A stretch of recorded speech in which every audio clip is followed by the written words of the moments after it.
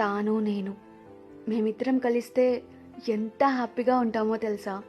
పర్సనల్గా మాకు ఎన్ని ప్రాబ్లమ్స్ ఉన్నా కానీ అవన్నీ మర్చిపోయి హ్యాపీగా టైం స్పెండ్ చేస్తాం. ఒక పర్సన్ ఉంటారు కదా మన లైఫ్లో, మనకు ఎన్ని ప్రాబ్లమ్స్ ఉన్నా వాళ్ళతో ఉంటే చాలు అన్నీ మర్చిపోయి హ్యాపీగా ఉంటాం. అలాంటి పర్సనే తను. తాను నేను మేమిద్దరం కలిస్తే ఎంత హ్యాపీగా ఉంటామో తెలుసా.